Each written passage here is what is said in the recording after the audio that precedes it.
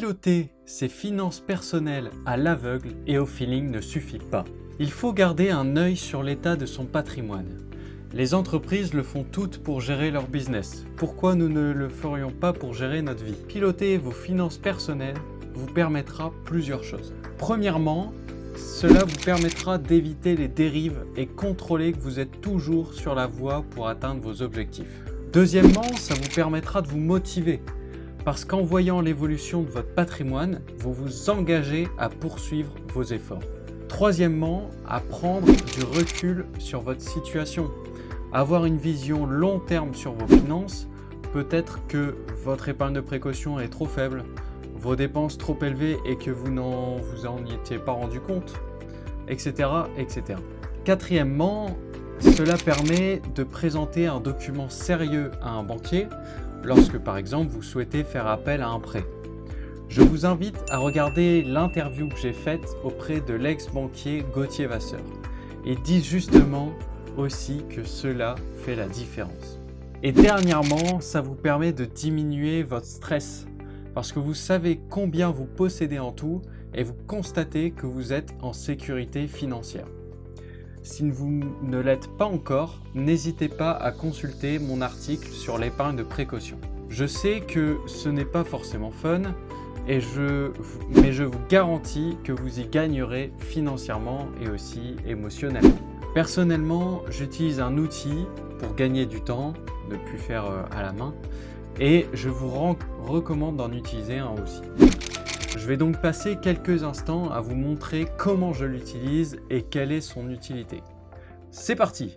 Donc voici mon outil pour piloter mes finances personnelles. Donc c'est tout simplement une Google Sheet, donc c'est l'équivalent d'un Excel, dans lequel je vais renseigner mois par mois certaines informations. Donc là ici on peut le voir, c'est toutes les lignes blanches ici.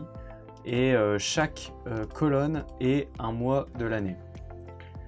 Donc la première chose que vous aurez à rentrer, c'est votre salaire, tout simplement. Deuxième ligne, c'est vos autres entrées. Dans mon cas, ça m'arrive parfois de recevoir de l'argent, parfois c'est un remboursement, ça peut être pas mal de choses. Souvent les montants sont faibles, mais je les mets quand même. En fait, l'idée, c'est vraiment d'enregistrer tout ce qui rentre dans vos comptes et tout ce qui en sort. Et justement d'ignorer les cas où vous transférez de l'argent à vous-même. C'est vraiment une vision globale. Vous voyez l'ensemble de vos comptes comme une boîte et vous ne regardez que ce qui rentre à l'intérieur et ce qui sort. Donc les entrées d'argent. Ensuite les dépenses du mois, tout simplement. Et les dépenses nettes, c'est un petit calcul que j'ai fait qui correspond juste aux dépenses moins les entrées. Étant donné que c'est un remboursement, souvent, dans les entrées, ça permet d'avoir les dépenses réelles. Ensuite, les liquidités, à la fin du mois, combien il vous reste sur votre compte courant.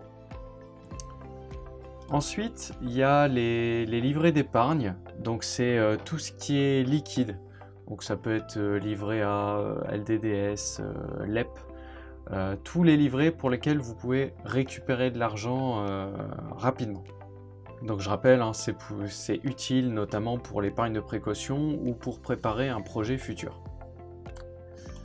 Ensuite, il y a vos actifs financiers, donc ça peut être des actions, des assurances vie, un PEL, un PER, bref, tout ce qui concerne des actifs long terme en fait. Voilà. Ensuite, vos actifs immobiliers. Donc, quelle est la valeur de vos biens immobiliers que vous possédez? Alors souvent, la valeur réelle, elle est supérieure à notre valeur d'achat. Moi, je fais le choix de rester un peu pessimiste et de prendre les valeurs d'achat dans ces lignes-là, les achats immobiliers. Et ensuite, vos dettes. Donc, combien il vous reste de dettes à payer. Donc ensuite, ici, il y a des petits groupements, je ne les ai pas déroulés pour le moment. Donc c'est si vous avez un conjoint, donc c'est exactement les mêmes infos que j'ai ici, mais pour votre conjoint. Et ici, c'est si jamais vous avez un compte commun, et ben encore une fois, c'est les mêmes informations. J'ai déporté ici les mensualités de prêt. Si jamais vous avez des mensualités de prêt sur vos comptes à vous, dans ce cas-là, ajoutez-le tout simplement. J'ai ces lignes-là parce que moi, personnellement, on les remplit avec ma femme. Et ensuite, le cumul total. Donc là, dans notre exemple, il n'y a que votre situation à vous, sans conjoint, sans compte commun. Donc c'est identique à ce qu'il y a ici. Mais ça peut être utile pour avoir une vision du couple, du foyer. Et enfin, des indicateurs clés, c'est le patrimoine brut que vous avez, ainsi que votre patrimoine net. Un patrimoine net très intéressant pour voir votre évolution réelle patrimoniale. Et brut, un peu biaisé même beaucoup biaisé par la dette. Donc on a plusieurs onglets ici. Donc le deuxième onglet, c'est au niveau du patrimoine. Et donc là, on a un graphique qui correspond à son évolution. Donc là, pour l'exemple, j'ai simulé un achat immobilier ici, voilà, entre janvier, février, mars, entre mars et avril. Voilà, il y a eu un achat et ça montre un peu l'évolution du patrimoine. Donc le patrimoine brut, forcément, fait un bond. Et le patrimoine net, on est en train de rembourser tout doucement la dette. Donc il y a une évolution, mais pas aussi brutale que le patrimoine brut. Ça, c'est la deuxième visualisation qui est sympa. Troisième visualisation, c'est le cash flow. Donc c'est combien vous arrivez à épargner tous les mois. Là, c'est un exemple que j'ai pris évidemment. Et donc ça vous permet de voir les mois où ça a été plus difficile et d'essayer de comprendre pourquoi, par exemple. Et aussi d'avoir en un clin d'œil une moyenne de vos dépenses que vous arrivez à... vos économies que vous arrivez à faire. Alors vous avez remarqué à la fin ça revient à 0, c'est pas à prendre en compte, hein. C'est juste que j'ai continué les lignes jusqu'à longtemps et donc dans le graphique ça se traduit par un 0, mais en réalité ça s'arrête uniquement à août.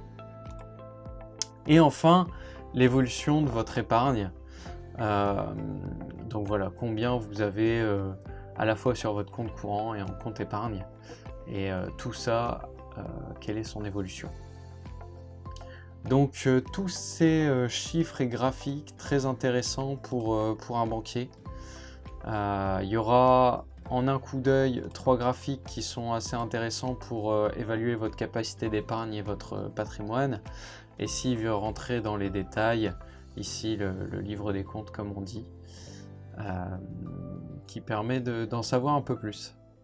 Quels sont les avantages de cet outil d'après moi ? Premièrement, c'est sa flexibilité. Si vous avez des calculs à rajouter ou un graphique, vous pouvez le faire sans problème.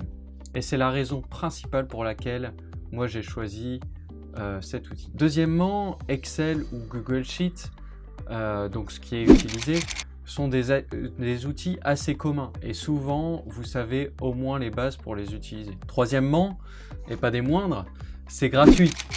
Et c'est pas le cas de beaucoup de logiciels concurrents, de comptabilité par exemple. Quatrièmement, c'est pas détaillé. Je mets pas les lignes de dépenses voilà, de transport, d'alimentation, etc. Pour moi, le boulot est différent.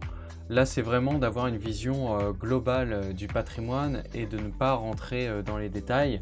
Le gros avantage, c'est que c'est rapide à faire. Et pour moi, rentrer dans le détail des dépenses, c'est utile uniquement lorsqu'on souhaite établir un budget ou qu'on veut investiguer pourquoi on a dépensé beaucoup ce mois-ci. Donc cet outil-là va permettre en fait de se dire tiens, ce mois-ci j'ai eu un pic de dépenses, qu'est-ce qui s'est passé? Et à ce moment-là, on vient regarder à la main, essayer de comprendre ce qui s'est passé. Il y a beaucoup de logiciels de comptabilité qui rentrent trop dans le détail d'après moi, j'en ai essayé plusieurs et j'ai été moyennement satisfait par ça. Actuellement, je mets environ 30 minutes par mois et encore c'est beaucoup.